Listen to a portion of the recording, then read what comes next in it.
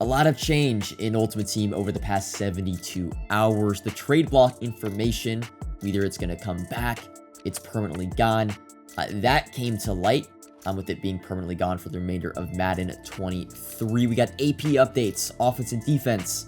Going to talk about that. Going to show you guys my new lineup, my new strategy on offense and defense for what I am doing. And then we have Backyard Ballers content today. As you can see on your screen, we have two rerolls, a 92 plus and a 94 plus. That is a limited time offer. A lot of 99s that we're going to talk about.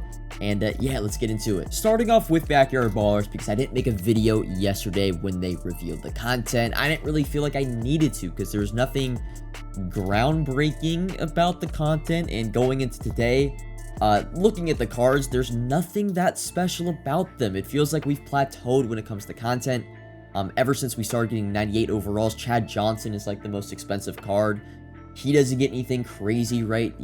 Every card hits 99 speed now at defensive backs or skill positions. The main thing about a lot of these cards, they get an X factor for like 1 or 2 AP that's pre-lit, but with the AP reduction, it's hard to have those activated on these cards because they take up a third of your AP. Harold Carmichael, for example, on your screen right here. Great card if he was at safety, but he's at linebacker. So I don't want to say he's irrelevant, but he's irrelevant. He doesn't even get Lurker for 0 AP, so you already have to spend extra AP just to make him be able to jump. And if he was safety, it would have been an amazing card, but he's sadly a middle linebacker. My problem, I think, with Backyard Ballers for the most part is the players they chose for the champions aren't really players that have even played at these positions out of position. Like Backyard Ballers last year was players that had actually played out of position at that position, if you know what I mean. Like Patrick Ricard played defensive end, but they kind of just chose players and threw them at random positions, just called them Backyard Ballers out of position, which I don't really like. I would have liked to see, like, you know, Julio or Mike Evans play safety because they've gone in a prevent coverage. Just stuff like that. Deion Sanders wide receiver, maybe a Devin Hester cornerback card. I don't know, something like that. They just feel like they chose random players, threw them at random positions. The content isn't game-changing. It is a 2-part content drop. Our next part 2 will be probably next Thursday. Golden tickets did get confirmed for May 18th, which is 2 weeks from now. The biggest thing I can say about Backyard Ballers is they implemented a field pass, which they didn't talk about at all on Good Morning Madden. You get these Conqueror's Crest things, which I still have no clue what they do. If anyone can let me know in the comments below, I would love that. No idea what they do. Do they unlock a solo challenge chain?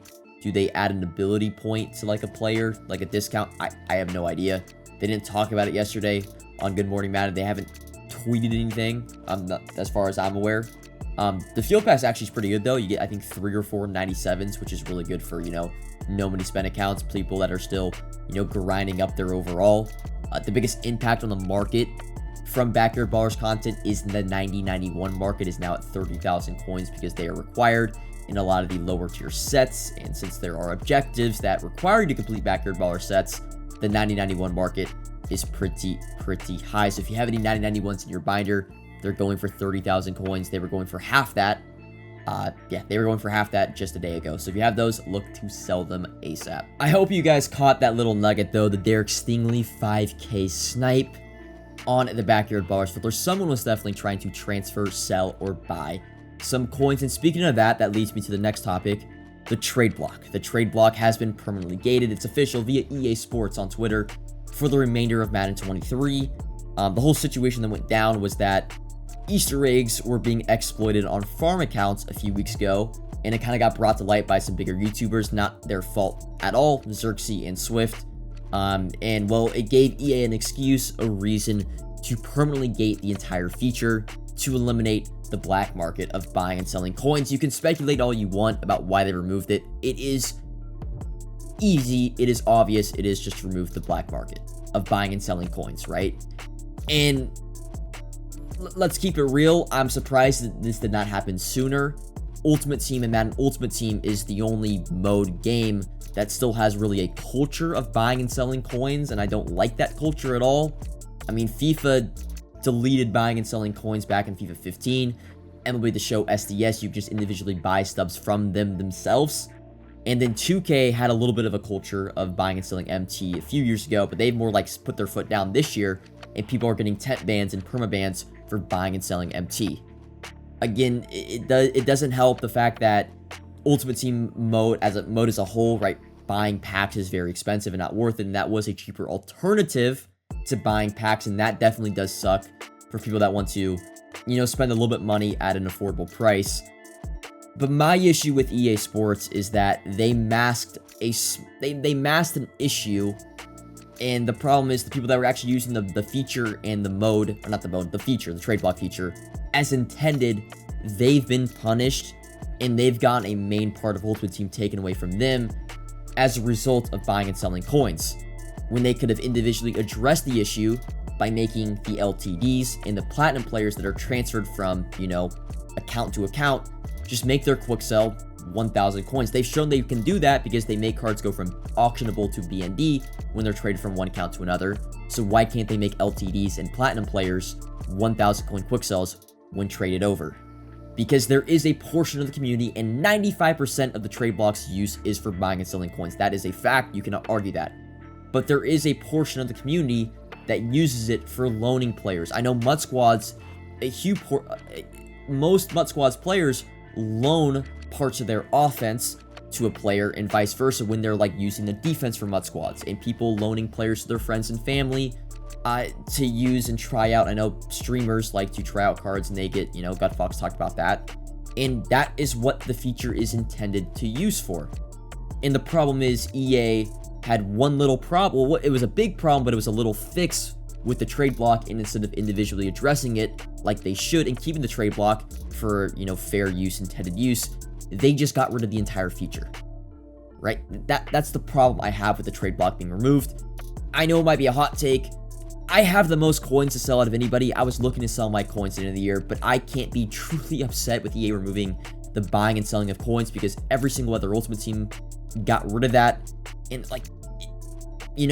it is against TOS. You can't be shocked that EA is going to make that move. You can't be shocked by it.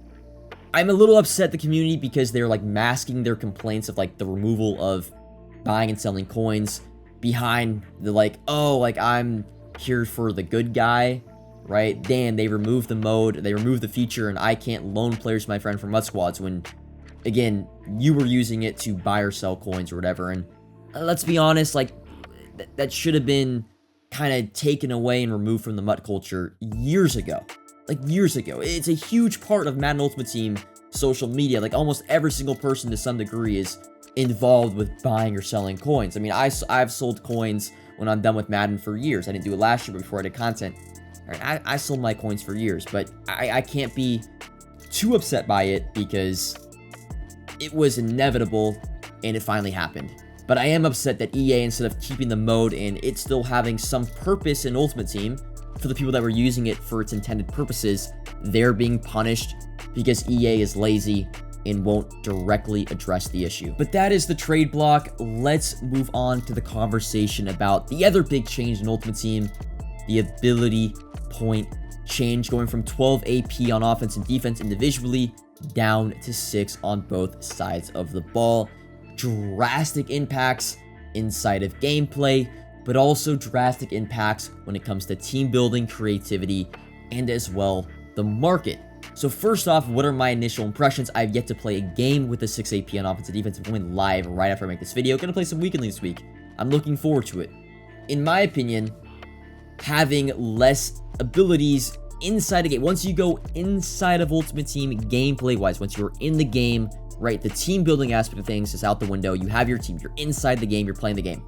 I think Madden is better off with less abilities than more abilities. There's still a lot of abilities on both sides of the ball because of the discounts. We'll get into the discounts and how they have ruined Ultimate Team this year. Right? Everyone knows they've ruined Ultimate Team in team building and everything. But Ultimate Team is better off with less abilities. So from that point of view, I like this change. Now, I think defensively, it could have been more balanced. The defense had 8 to 10 AP and offense had 6 AP. But I think this is a better change. The other aspect of this that I like is that when building your team focused around abilities, you have to commit to a focus mainly on offense. Defensively, it was still focused on either you're in a man scheme or a zone scheme, but offensively, it had gotten to the point where it felt like you could have 2 AK X Factor running backs, 25 abilities on your offensive line, but still had a god stat quarterback and receivers and tight ends and running backs with 2 or 3 AP on them.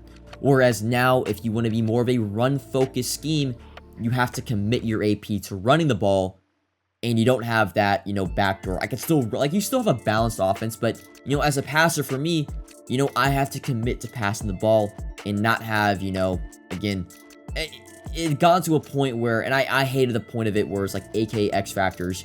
People would have a scheme based entirely around the Mickey Mouse abilities, and once that got stopped, well, they could just have the back pocket, go back into tight, have a God stack QB and all that sort of thing. So now it adds a little bit more strategy into building your offense, focusing on like one aspect of the ball, that side of things, right? I like that aspect of Ultimate Team. That really was what like AP was implemented for, right? You had to have like some strategy of how you wanted to build your team based on abilities. Now the issue with it is that we have ability discounts, and we have certain cards in the game that have 2 ability point discounts. And now you could say they are crutch players across your team. Team creativity, until EA Sports adds players that also get 2 0 AP abilities, has been limited drastically, right? Players like Aaron Rodgers, CeeDee Lamb, Kendall Fuller, Barry Sanders, Deion Sanders, Lawrence Taylor, all the players that get 2 0 AP abilities.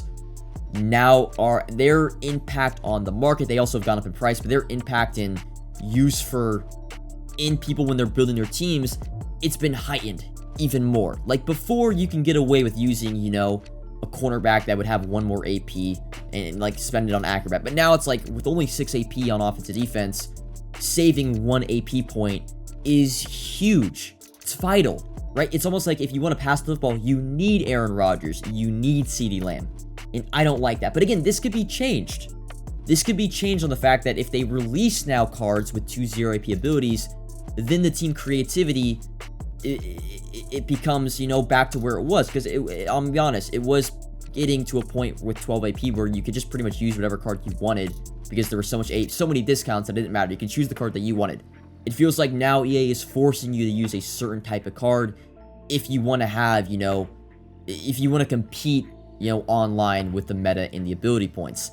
The one argument I do not understand is people are saying, or people are complaining, that EA has implemented this change in order to sell packs for golden tickets, to make golden tickets better and more important in the meta, in the market, make them more expensive.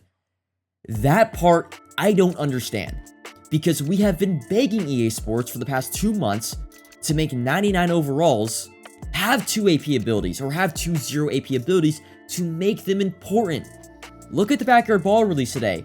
No one's really talking about it, and no one really cares, because none of these cards are game changers in the meta, right? They're just reskins of cards we've seen over the past, and that's not bad, right? Having different options at each position is fine, but we have been begging EA Sports to add and give these new 99 overall cards 2 0 AP abilities, so them making it to where the golden tickets having 2 0 AP abilities are even more important.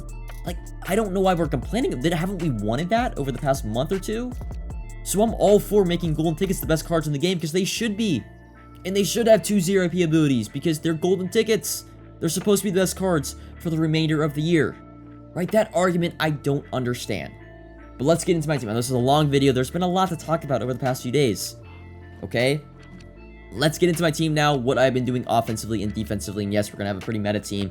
I'm a pass-first offense, zone-oriented defense. Offensively on my team, most of my AP is in my quarterback and my offensive line. I'm still running 5 secure protectors across my offensive line with 1 nasty streak on my center, because there are no centers in the game with a 0 AP secure protector. I am also running threat detector on my left tackle, an identifier on my right tackle for 1 AP a pop, for 3 AP on my offensive line. And then my quarterback, of course, is going to be Aaron Rodgers with the God Stack, Set Feet Lead, Fearless, Hot Route Master, and Gunslinger. And my other AP point is on Walter Payton. I'm willing to spend Tank and Human Joystick. I love Tank because it pretty much is the never fumble ability. That's what I call it. I don't even care that I break the tackle. I am never going to fumble off of hit sticks, because I will always break the tackle. And then my wide receivers and my tight ends just have a bunch of short and elites, and route technicians for 0 AP, which again was pretty much what they were running for. All I had to take off on offense was a bunch of red zone threats and like extra nasty streaks on my offense, and like I took off evasive off my running back. My offense didn't really change at all. Now defensively, here's where the drastic changes have been implemented. So first off, my ability points are all on my back end. They're either on my 2 outside corners, they are on my 2 outside corners, and on my 2 secondary players, my free safety and my strong safety. So what I have done is my free safety and strong safety, which are Cam Chancellor and Isaiah Polamau, they both just have deep outzone KO and pick artist. Those are the 2 most important abilities, in my opinion, for a safety. I took off mid-zone KO. Wasn't really that good of an ability as it was, but I had extra AP lying around, so I used it. Now on my outside corners, this is where I've had to make a player change. I picked up Kendall Fuller, and I took off my Game Changer token off of Ryan Neal, put it on Kendall Fuller in order to get what I call the God stack for zone cornerbacks, and that is Acrobat, Pick Artist, Flat Zone KO, and Deep Outzone KO on my outside corners, and they're both using it, Deion Sanders and Kendall Fuller, that is, for 2 AP a pop. So right there is my 6 AP. I also had to take off inside stuff, or I had to take off secure tackler / inside stuff on John Madden. I think I'm using inside stuff right now, but I also have Jalen Carter for secure tackler if I want to put my D tackle and have secure tackler. I still have Lawrence Taylor, which is running edge trade elite and double or nothing, and then Will Anderson is my other player that rushes the passer. He has tackle supreme. The sacrifices I had to make was more so on my users. I'm usering right now a combination of 3 players. I have Chuck Clark with tackles or secure tackler for when people have AK X Factor running backs, but if they don't, I'm using Justin Simmons and Jeremy Chin because they have Acrobat for 0 AP. Before this, I was using a lot of secure tacklers, enforcers, Acrobats on a player like Ryan Neal, so that is what I had to sacrifice. So defensively, yeah, I got rid of a lot of things. I'm still using like Pick Artist and Acrobat on my slot corners for 0 AP and a lot of other 0 AP abilities. I have a lot of backups with secure tackler, again, just in case people have AKX factors to implement there. But that's about it for my offense and my defense. I didn't want to get too into details because I've yet to play a game and I've yet to adjust on, what actually is happening inside the game. But comment if you have any questions, like if you have enjoyed, subscribe if you are new, and until next time, peace.